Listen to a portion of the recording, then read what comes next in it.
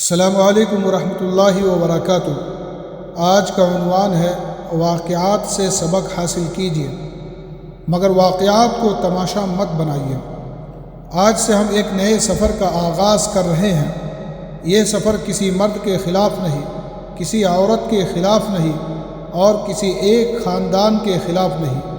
ہم نے معاشرے میں بہت سے ایسے واقعات دیکھے اور سنے ہیں جنہوں نے دل کو رنجیدہ کیا، مگر ہم نے فیصلہ کیا ہے کہ ہم واقعات سے سبق ضرور حاصل کریں گے مگر ان کو تماشا نہیں بنائیں گے۔ ہم کسی کی عزت اچھالنے نہیں آئے ہیں بلکہ عزت نفس کو بچانے آئے ہیں۔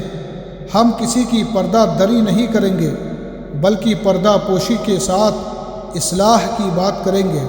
ہم نہ مرد کی اندھی حمایت کریں گے اور نہ عورت کی کھلی تذلیل، بلکہ قرآن و سنت کی روشنی میں انصاف، محبت اور حسن اخلاق کا راستہ اختیار کریں گے۔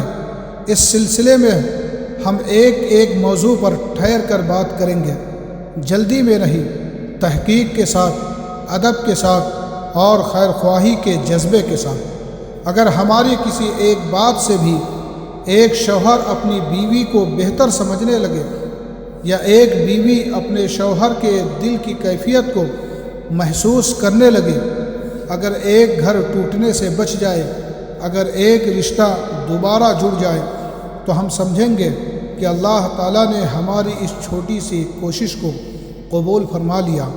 آئیے قرآن و حدیث کی روشنی میں محبت سیکھیں، نفرت کو دلوں سے مٹائیں اور ایسا معاشرہ بنانے کی کوشش کریں جہاں اختلاف ہو تو ادب کے ساتھ اور محبت ہو تو اخلاص کے ساتھ۔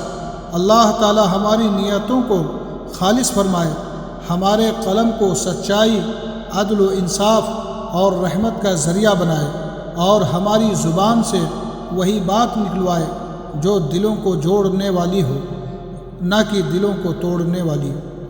آمین وما علینا الا البلاغ۔ اگر ہماری یہ ویڈیو آپ کو پسند آئی ہو تو اسے لائک کریں، اپنے دوستوں کو شیئر کریں اور ہمارے یوٹیوب چینل صدائے دل اور قلم کی آواز کو سبسکرائب کرنا نہ بھولیں۔ انشاءاللہ کل ملاقات ہوگی ایک نئی ویڈیو اور ایک نئے فکر انگیز موضوع کے ساتھ۔ تب تک اپنا خیال رکھیں۔ خدا حافظ۔